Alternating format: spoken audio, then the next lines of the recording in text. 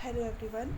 Today's topic is a poem, Woman to Man, by Australian writer Judith Wright.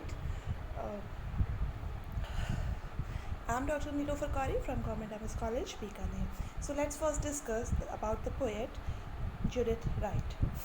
Wright was born on May 31st, 1915 at Armidale, Australia, and she died on June 25, 2000, aged 25, in Canberra, Australia.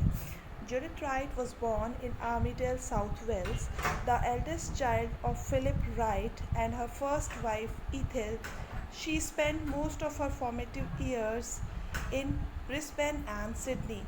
Wright was of Cornish ancestry. After the early death of her mother, she lived with her aunt and then boarded at New England Girls' School after her father's remarriage in 1929. After graduating, Wright studied philosophy, English, psychology, and history at the University of Sydney. At the beginning of World War II, she returned to her father's station to help during the shortage of labor caused by the war. Wright's first book of poetry, The Moving Image, was published in 1946 while she was working at the University of Queensland as a research officer. Then she had also worked with Clem Christine on the literary magazine Mianzin, the first edition of which was published in late 1947. In 1950, she moved to Mount Tamborine, Queensland, with the novelist and abstract philosopher Jack McKinney. Their daughter Meredith was born in the same year. They married in 1962, but Jack was to live only until 1966. In 1966, she published The Nature of Love, her first collection of short stories, through Sun Press, Melbourne, which was set mainly in Queensland. They include The Ant Lion, The Vineyard Woman, 80 Acres, Dagang, The Weeping Fig, and The Nature of Love, all first published in the Bulletin. Wright was nominated for 1967 Nobel Prize for Literature with David Fleay, Kathleen MacArthur, and Brian Clouston. Wright was a founding member and from 1964 to 76 president of the Wildlife Preservation Society of Queensland. She was the second Australian to receive the Queen's Gold Medal for Poetry in 1991. For the last 3 decades of her life, she lived near the South Wales town of Braidwood. She moved to Braidwood area to be closer to Etsinagate Coombs, her lover of 25 years, who was based in Canberra.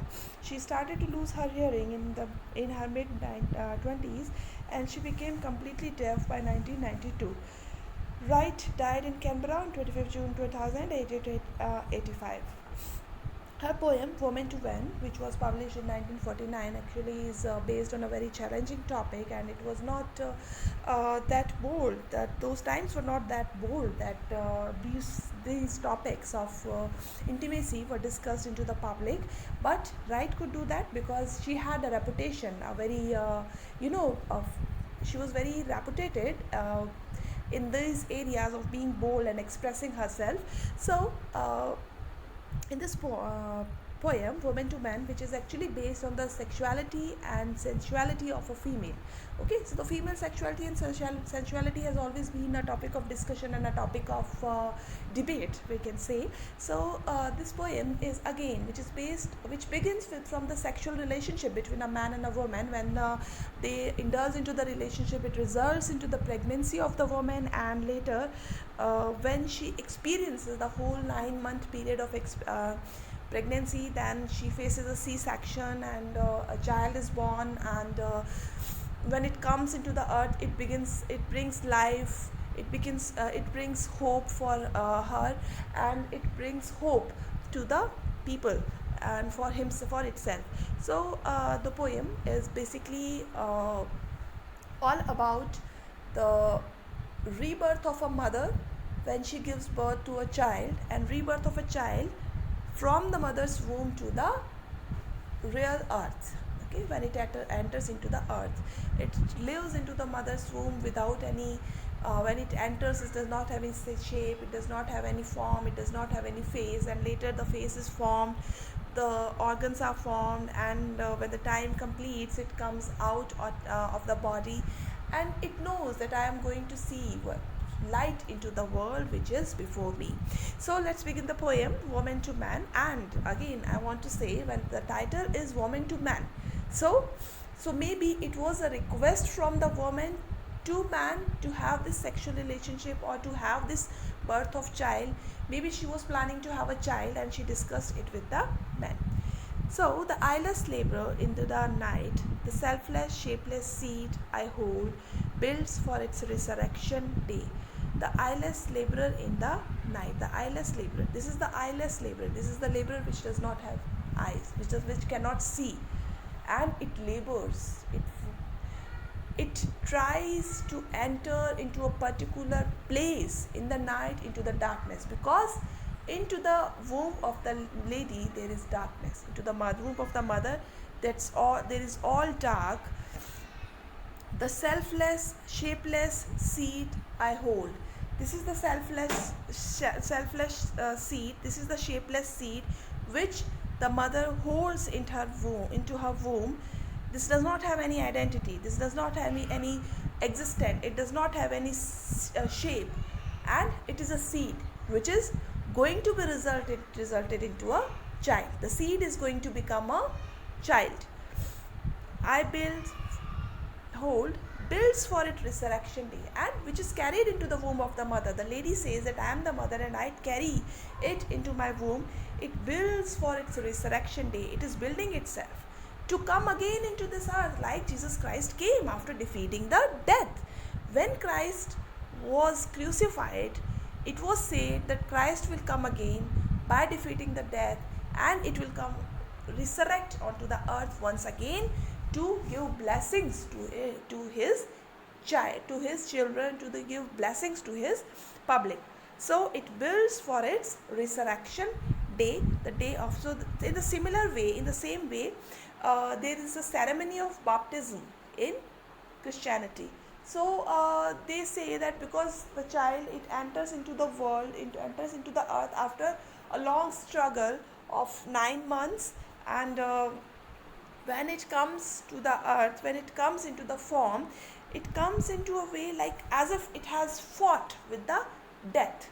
Okay, life and death are two aspects. There is a danger of life for the mother, there is a danger of life for the child as well. So the first stanza, which actually is a description of the sexual incident which happened and what happened after that sexual incident, that with the combination of the male and female, let's say the male particles and the female particles, the combination of the particles, they result into a child. So it builds for its resurrection day, for the day of its birth. Silent and swift and deep from sight. It is silent. It does not have any sound. It is swift. It moves swiftly into the womb, and deep from the sight, and hidden from the sight, hidden from the eyes of the outer world. The same way as Jesus Christ is hidden from our world, from the eyes of the world. Foresees the unimagined life, and the Jesus Christ, he is not on the earth. He has not seen the future, but he can imagine, but he can foresee.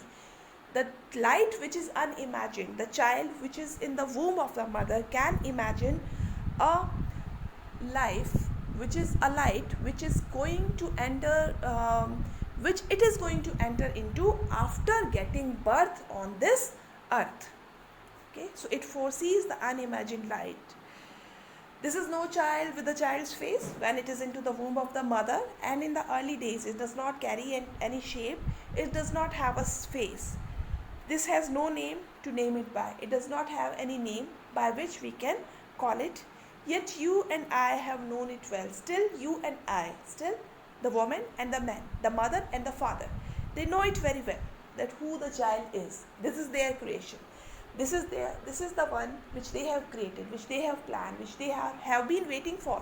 So it's like a dream for a mother or father when they are going to have a baby, what kind of a feeling they have. So the mother and father very well know them, because it is something which has come from their bodies, and it is going to be transformed into some other body, into some new body. This is our hunter and our chase, the third one who lay in our embrace. This is our hunter. This is the one who was looking for us, and this is the one to whom we were looking for.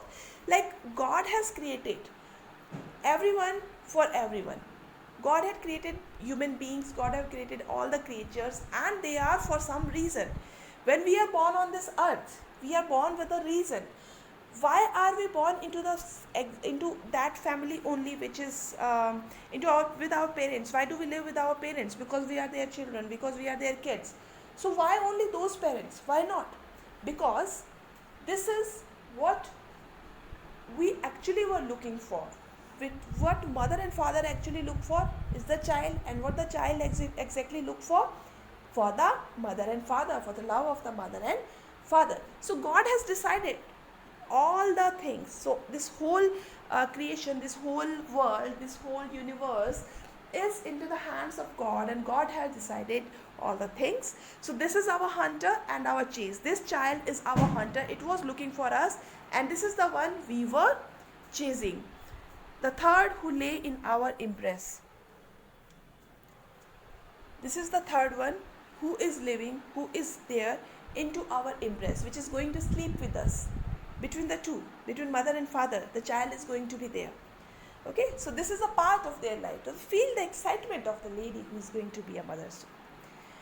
This is the strength that your arm knows, the arc of flesh that is my breast. This is the strength that is known to the arms of the father. The father knows that the son or the daughter or the child is going to be the strength, or maybe the father has the strength to take care of the child into his embrace. Okay, maybe it is a symbol of father's strength because he possesses the power, he possesses the capacity, the strength to hold the child. The arc of flesh, that is my breast, and it belongs to the arc of flesh, to the breast of the mother, from which the child sucks or the child drinks the milk. So the breast of the mother who breastfeeds the child is also waiting for the child to come and touch her breast, so that she can feed it and she can feel the closeness of the child. The precise crystals of our eyes, and that will be the crystal of our eyes, that will be our aankhon ka tara. You will like the father is going to take it into his arm and going to be very happy, feel the strength of his arms. The mother is going to feed the baby with her breast, and exactly what they were looking for. So the tone of gloominess which were into the beginning of the poem, the darkness, the silence, the unimagined light, they are all now going towards the positivity. All these things are now moving towards the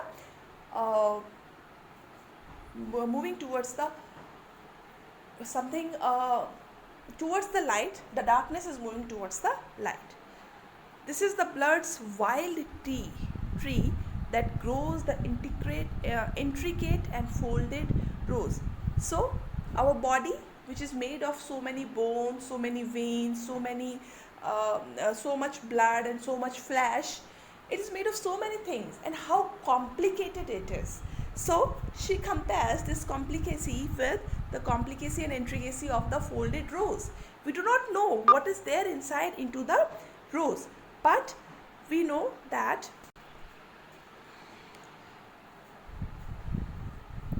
the blood's wild tree that goes, we have little very small veins into our body that grow into our body and that carry blood to the different parts of the body, various parts of the body.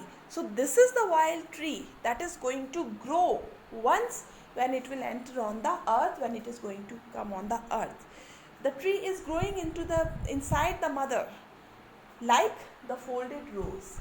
It is like the folded rose now, but when it will enter into the earth, we can see how intricate, how folded, how complicated the physical structure of a child. This is the maker and the mate. This is the question and reply. The blind head butting at the dark. This is the maker and the mate. This is the maker. This is the one who makes, and this is the one who is made. So this is a symbol of God's creation. This is a symbol of God's strength, and this is a symbol of God's creativity. This is the question and the reply. This child itself is the question, and it itself is the reply. The blind hat butting at the dark, the blaze of light along the C-section. This is the blind hat when it butts, when it pushes into the darkness, when it tries to come out, and when it sees the blaze of light, the sparkle of the light, with the blades which are because she wants to say that this child is born with a C-section, with a cesarean delivery. So the child, when it enters on the earth, it comes with a C-section with the blades. When the blade cuts the skin, it sees the light which blazes its eyes. Okay, so how the life enters into the world, into the light of the world. So this is the poem when we discuss the creation of the God into very very beautiful and a very different way. Okay, so that's all about the poem. You can keep your questions into the comment box, or you can ask me personally on my WhatsApp number. Thank you very much.